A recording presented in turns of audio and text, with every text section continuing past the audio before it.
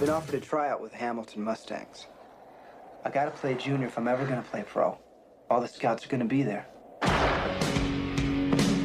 Dean Youngblood scored 92 goals this year so far for the Stanton Flyers. Get him a uniform. The doctor is here. New uniforms for the playoffs? Wanna go, pretty boy? Come on. You gotta play it according. Hey everybody, it's the Cannon Cruisers. I'm JD. And I'm Randy, and today in our bonus feature, we continue our cruise through the sports catalog of the 80s with a little-known film. Okay, actually, so we watched a little-known film. I'm not going to tell you the name, but I'm going to ask you, how do we not know about this film? I don't know, It Randy. starred Rob Lowe, Oh, Patrick Swayze, well, there you go. and featured the first role of Keanu the Wall Reeves. That sounds like an all-star cast, Randy. Yeah, how do we not know about this movie? This movie called Youngblood from 1986. How does nobody bring up this movie in any conversations when you had Patrick Swayze in it? It's a Swayze film. Yes, and it's not the first it's the first movie where you have both Patrick Swayze and Keanu Reeves in it, which is very similar to a casting of another very popular movie at a couple years after this. At least IMDb actually recommended that movie as well instead of random films. Mm-hmm. But yes, folks, we're talking about the 1986 Youngblood sports drama film directed by and written by Peter Markle. That is right. Starring Rob Lowe, Patrick Swayze, and Cynthia Gibb. Yes, this one is called Youngblood. It's a hockey movie, because we haven't had one of those in a while. It's a hockey one. And it's a lot more of a conventional hockey film and a lot more conventional of a sports film than we've watched so far. I would probably say of all the ones we've watched, it's probably the most conventional sports movie. All of them have parts that are conventional. This one, I would say, is the most conventional. Also, probably the most derivative Yeah, sports film. I would say for sure. This one doesn't have as much of an identity to it to set it apart as much as the other ones did. Even the ones we weren't as big on, I think even those ones had more that stood out. This one kind of is pretty typical. But There is a reason why I put such a big heavy emphasis on why haven't we heard about this movie before? Well, with these big name actors? you describe the plot, Randy. It's not very complicated. 17-year-old farm boy travels to Canada to join a hockey team, and the story follows his season. Yeah, that's it. That's the story. And the friends and the journey he does along the way. Yeah. That's it. You know what it is. I bet you can even guess the ending before we even say anything else about the movie. They go to Cochien and don't win. No, that's a baseball movie. They go to the finals. It's a junior hockey league. And they go to the finals and they win. But I will say one thing, and when we get to it, that does make it stand out, but I will talk about that when we get to highlights. So I'll just say, might as well go into general impressions of the movie, is that, it's pretty standard. Yeah, I knew all the beats before they showed up. It's like, I'm like, yep, I know where this story's going. Mm-hmm. Oh, I bet you that's the coach's daughter. Yep, that's the coach's daughter. Yep, they fall in love. Mm-hmm. Yep, surprise booby. Yeah. It's exactly more or less what you think it is, especially if you compare it to the other hockey movie we covered, which was not very standard. Slapshot was definitely not as standard as this. That one was really off the rails at some points. This one doesn't really do a whole lot to surprise you, though I guess if you just want to watch a sports movie or a hockey movie, then you could do a lot worse than this, for sure. Yeah, and doesn't feel like there's a lot of hockey movies in the 80s. No, not really, because this is one of the first ones you brought up because you mentioned who was in it. You said it was a hockey movie. Like, I can't think of a whole lot of hockey movies from the 80s. I don't think there's a whole lot. And there doesn't seem to be because we couldn't really find any. Yeah, this is one that when we were looking at movies, it's like, Patrick Swayze. What? Rob Lowe? Keanu Reeves. No, Keanu Reeves. I just found out about it today when I'm like, wait a second, this is the debut of Keanu the Wall Reeves? Not only that, we got to see the debut of his French accent. Which is the most amazing accent I think I've ever heard in my life. It was the worst, but also the best French Canadian accent I have ever heard. Yeah, he doesn't have a whole lot of lines in the movie, but when he speaks... He's surprisingly prominent for a debut film. Yeah. Well, he is the goalie, so you are going to see quite a bit of him. And he's pretty And he was good. actually goaltending in the movie, because that's what he was known for. He's one of the Before reasons he broke they out won. in acting. He was a junior hockey player. Yeah, and he was good. I don't know what else to say about him, but actually, well, I guess I might as well just talk about it. I think the cast was actually very well chosen for this movie. They all did really well. Yeah, a lot of young actors. Like I said, I'll read off some of the script here. Including our main characters, which is Rob Lowe's first big movie. Yeah, I guess it would say it's his first big movie, but you have Rob Lowe as Dean Pretty Boy Youngblood. Ed Lauter as Murray Chadwick. Cynthia Gibb as Jesse Chadwick. Jim Youngs as Kelly Youngblood. Patrick Swayze as Derek Sutton. Fionnuala Flanagan as Miss McGill. Ken James as Frasier. George J. Finn as Carl Racky. They were all good in their parts. They did very well. And every time they came on screen, you'd be like, okay, what are they going to do this time? Yeah. They're going to have Eric a line. Nestorenko as Blaine Youngblood. So one of the highlights I wanted to say, because I might as well start with those ones, I liked the actual hockey in the game, and I liked how crazy the games got with the fighting. Because holy crap. Not to the same extent as Slapshot, which everything was just an excuse to have a fist fight. Well, that was comedy. This is just like, wow. This is more of that goon era. Yeah. But it all was one specific team, and it's all because he took a disliking to Youngblood at the beginning of the film when he took his place on the team. Yep. And then they had the grudge that lasted through pretty much the entire movie, culminating in a fight after the game is already over, mind you. Where even the referee is like, yeah, let them go at it. And then I've had it. Let them go at it. And literally they get into a fist fight on the ice, and that's how the movie ends, with him beating that guy down and finally winning. It's pretty crazy. There's a lot of blood, a surprising amount of blood. I believe this movie's actually rated R. I would imagine with that much blood in it and the weird sex stuff, because there's quite a lot of weird sex stuff. Yes, a lot of weird sex for some reason. It's kind of bizarre, but yeah, it's a very strange movie, but at the same time, despite being typical, it's the fighting to me that really stood out, because wow. So if the fighting for you is the highlight, I'm going to go with the characters are very memorable, even though they are all very bog standard. They are very entertaining. Not the actors necessarily. It's just the actual characters. The actual characters. The actual characters. Like as much as I laughed really hard about 3 minutes ago at Keanu Reeves' French Canadian accent, which I am not going to try to pretend to do because I make it sound like I'm Russian. Yeah, he's not very good at accents. He was entertaining and he was a laugh. Yeah. Patrick Swayze, what's Patrick Swayze? He's always entertaining. He's always entertaining. Very hard for him to and he comes off with a certain amount of swagger. Always. And he was entertaining to watch. The lead actress, Cynthia Gibb, she was adorable and she was an interesting character. Can't forget the coach either. And then her father, the coach. Yeah. My favorite is when the guys dumped the trash on him and he just turns around and beats the crap out of the wrong guy. Very carefully just says, you know what? Just saunters up the stairs. But did you catch that he beat up the wrong guy? He beat up the guy that was being used as the meat shield, not the actual guy that dumped the garbage on him. Yeah, he punched that guy a bunch of times, and then he reached over and punched the other guy. And got kicked out, yeah. And then he got kicked out of the game, despite the fact that they started it. But he also had a lot of really funny lines as well, not just as the coach, but like teasing the referee and all that. He was really Mr. Hanna is the worst referee I have ever seen in a movie. I'm convinced that the only reason he called that tripping call at the end is because everybody was calling him out and was like, I kind of look like an idiot this time. Oh yeah, he did it.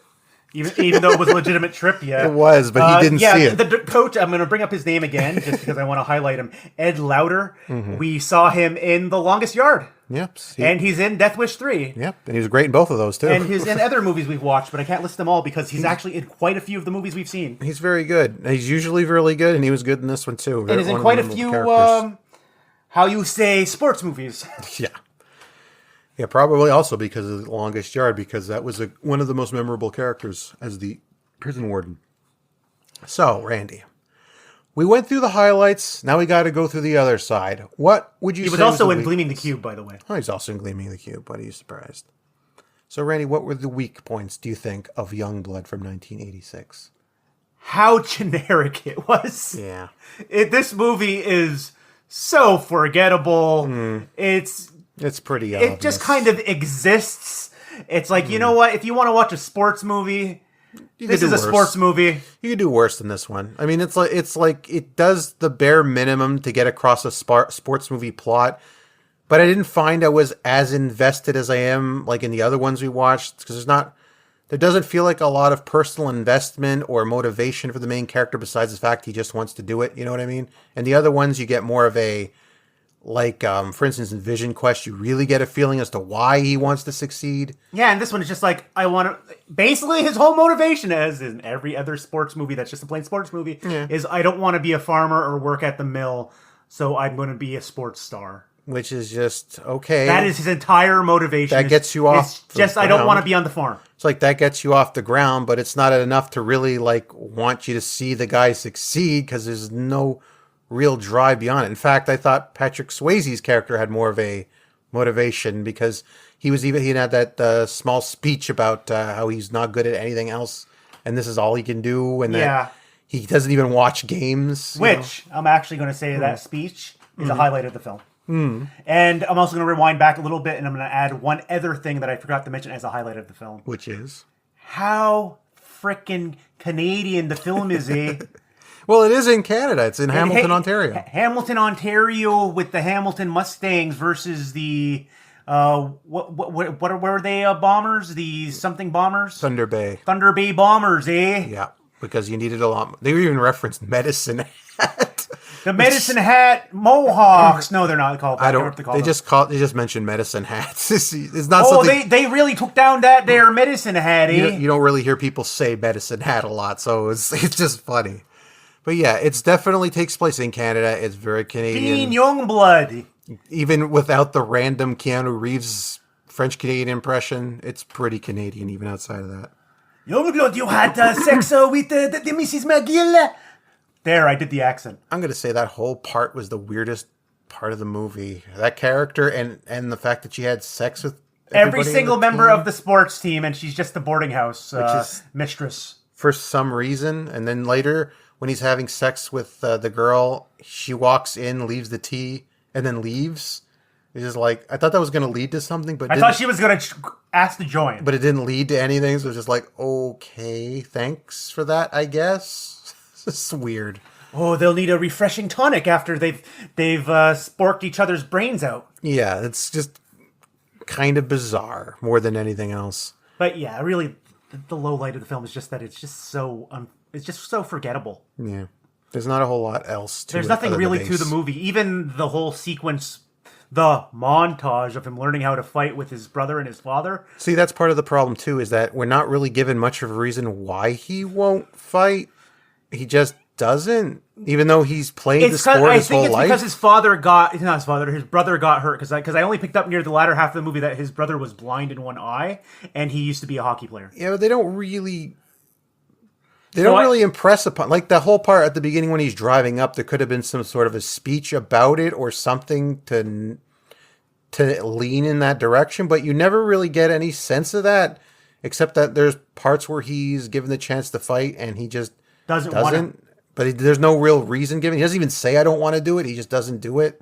So it's like you're just left with, I guess he just doesn't like to fight, but he's playing hockey and he's been playing hockey his whole life. He's really good at it. How would he not know how to fight on the ice? I don't know. And it was really unrealistic that they taught him to fight in a week. Well, that's just it. He should have already known to do all that. Like, how would a week have helped? That's like, how strange. Would a week help when it's literally teaching him, okay, brother, this is how you shoot a punch. Yeah. Wait, you didn't know how to throw a punch? How would he have not known? That's the weird part. Okay, son, hit me. Let me teach you how to fight on the ice. Yeah, he learned how to fight on the ice on one night? What? See, that to me is the weakest part of the movie, is the whole fighting aspect of it. Well, that's also the highlight of the movie, because I thought that stuff was really well done. The logic and reasoning behind it didn't make a whole lot of sense to me as to why, again, he wouldn't do it. It just was not really explained very well. And it could have made more sense if, like, they did, because then you would have got, okay, so that's why he left. That's why No, now he has to go back home and he has to remember why he has to fight, but that's not what happens. It's just, No, his friend got beat up, his mentor got beat up, and he quit. which is understandable if there's more of a reason behind it other than, yeah, I just didn't fight the guy even though I wanted to. Why didn't you? I don't know. I just didn't. I didn't want to fight, man. That was the weird part. Because like I said, Patrick Swayze's character, when he gets knocked down, like, okay, he's angry and he wants to fight him. But he doesn't. Okay. So they go to the hospital and he's like, did you get the guy? No, I didn't get the guy. Okay. So No, he tells him that I got the guy. He lies to his face. He lies. Okay. And then I legit thought that Patrick Swayze died there. I actually thought that he died. That would have and been then a bit much. not until later when it was like, oh, okay, no, he's still alive. I'm like, oh, okay. I thought he died from bashing his head on the ice. He could have, but the bigger point is though is like that didn't really lead to anything. He just like then he gets mad and like I should have fought the guy and I didn't, but there's never any explanation as to why he didn't do it. He could have done it at any point. Yeah, and not even just that guy. Anytime in the movie he could have hit somebody back, but he never did. But he's a hockey player. That's part of the job. So I don't know. That part of it just seemed really... And it wasn't even being portrayed as like the conflict with like in Slapshot where it's like old time hockey versus goon hockey. No, it was just simply, oh, I don't feel like fighting, man. Which, like, when you're fighting an entire team that is trying to literally punch you wherever you go, it seems very odd to me. But yeah, that part, I don't know, maybe it got cut somehow, or they forgot I feel to like film there's something it. missing. I don't know, but and it wasn't even that long of a movie. It was like only an hour and 50 minutes. Yeah, it's not even that long of a movie. Not really, no. But but it feels like there's something missing, or it feels like they could have cut something else in there and elaborated more on something else. Maybe a little... Even as a sports movie, it's okay. It's fine. As a hockey movie, it's fine. It's okay. If you already watched Slapshot, I guess you could watch this one. Yeah, this is more serious. That's what I would say. Like, if you want to watch another hockey movie after you watch Slapshot, I guess you could just watch this one. It's just not that great or that bad of a feeling. It kind of leaves me feeling like neutral on it. Yeah. So that would kind of lead me into giving it like I'm leaning more towards the 3.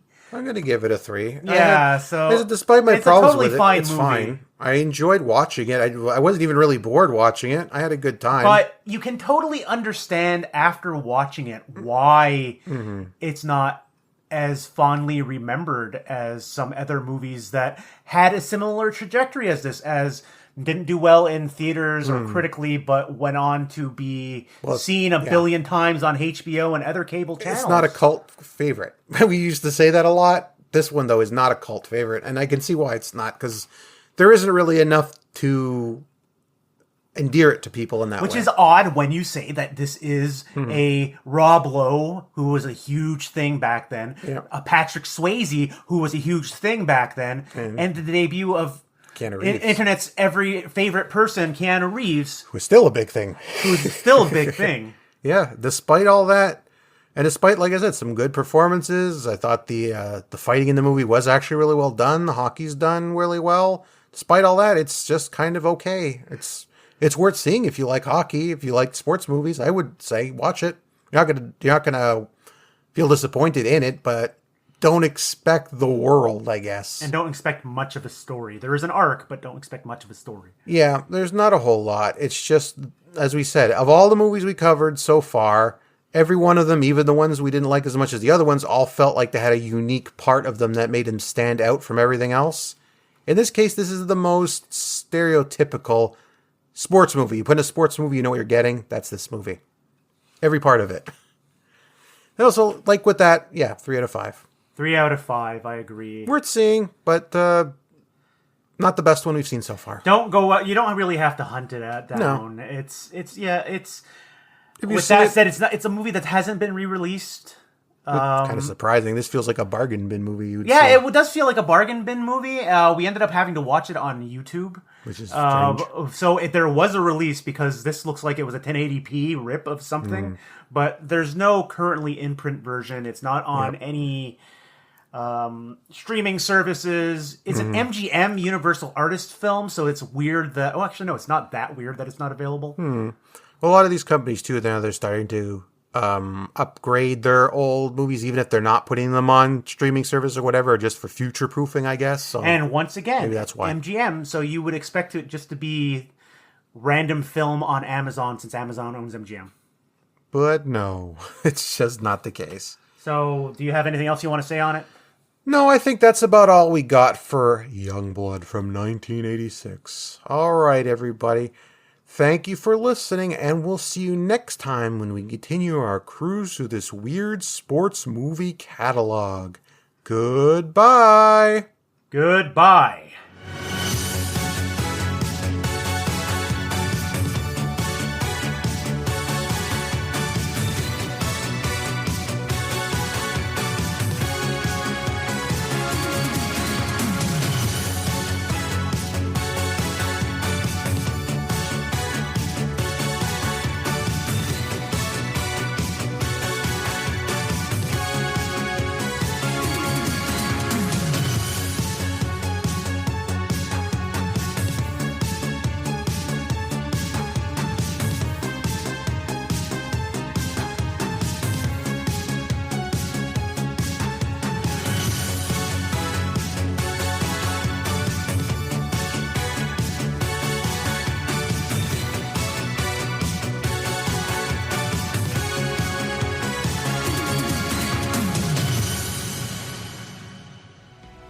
Want to go, pretty boy?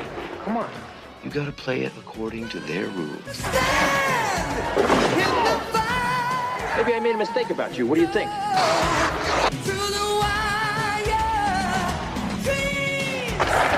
If I don't sign a pro contract next couple of years, I'm through. What if it had been you? What if it was you? Wake up, superstar. We're in this together. You're a team, a family. You need it here, and you never quit. Ever. Come on, Youngblood!